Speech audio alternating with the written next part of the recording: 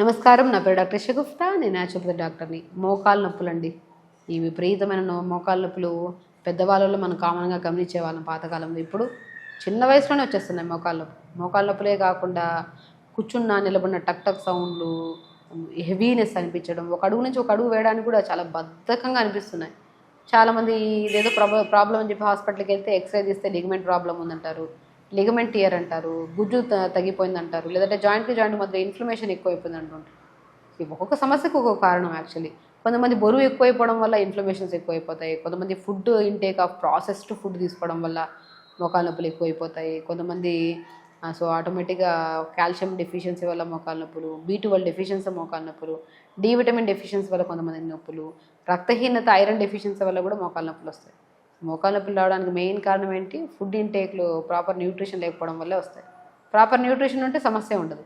Proper nutrition అంటే ఏంటి? నేను చాలా వరకు చెప్తుంటాను. మునక్కాడలు ఉంటాయి కదా, 4-5 మునక్కాయ ముక్కలు ఒక 200 ml వాటర్లో నైట్ నానబెట్టి, మహాబీరా విత్తనాలు అంటారు. మహాబీరా విత్తనాలు, దాన్నే తెలుగులో అండు తులసి విత్తనాలు అని కూడా అంటారు యాక్చువల్లీ.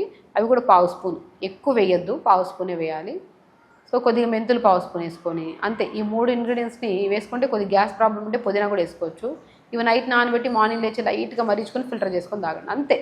సింపుల్. ఈ వాటర్ తాగండి, మీ గ్యాస్ ప్రాబ్లం ఉండదు అండ్ పొట్టంతా చాలా ఫ్రీగా ఉంటుంది. అండ్ వెరీ ఇంపార్టెంట్, దీనివల్ల మన మునక్కాడ ముక్కలు అద్భుతంగా పనిచేస్తాయి మోకాలు నొప్పులు రాకుండా. మనం మరిగించుకొని పొద్దున కూడా తాగుతున్నాం కదా, దానివల్ల కాల్షియం బాగా పెరిగి జాయింట్ పెయిన్స్ తగ్గి జాయింట్ చాలా హెల్తీగా ఉంటాయి.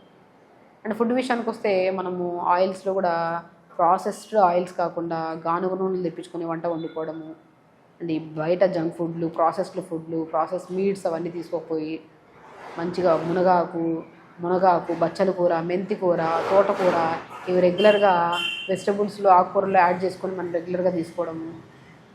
మోకాలు నొప్పులు అధికంగా ఉంటే, నేను ఒకవేళ బరువు అధికంగా ఉండడం వల్ల కూడా వస్తాయి మోకాలు నొప్పులు. ఎందుకంటే బరువు అంతా మోకాల దగ్గర పట్టెల్లా అని ఉంటుంది, చిన్న బోన్. ఆ బరువు అంతా దాని మీద పడినా కూడా చాలా విపరీతమైన ఇన్ఫ్లమేషన్ ఎక్కువైపోయి కూడా పెయిన్స్ వచ్చే ఛాన్సెస్ ఉంటాయి. అది రాకుండా ఉండాలంటే మనం ఏం చేయాలి? మనం మోకాల్ని ప్రొటెక్ట్ చేసుకోవాలి. అది రాకుండా ఉండాలంటే బరువు తగ్గాల్సిందే. బరువు తగ్గాలంటే ఏమేమో చేస్తాం మేడం, బరువు తగ్గట్లేదు అంటారు.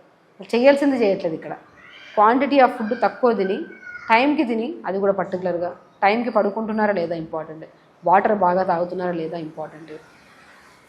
కొంతమంది మోకాలు నొప్పులు ఉన్నాయి, బరువు తగ్గమన్నారని చెప్పేసి పెద్దవాళ్ళు ఏం చేస్తారు? తినడమే ఆపేస్తారు. అసలు తినడమే ఆపేయడం వల్ల ఉండాల్సిన దానికంటే డబుల్ కూటాన్ అవుతారన్న విషయం తెలియట్లేదు. గ్యాస్ ఎక్కువ నిండిపోతుంది తినకపోతే, దానివల్ల హెవీ అయిపోతారు body. So quantity of morning breakfast లిమిట్గా మీరు 4 ఇడ్లీలు తింటారో దాంట్లో 2 ఇడ్లీలు తినండి. లంచ్ ఎక్కువ తినే వల్ల క్వాంటిటీ ఆఫ్ రైస్ తక్కువ ఇచ్చి కర్రీస్ ఎక్కువ తీసుకోండి.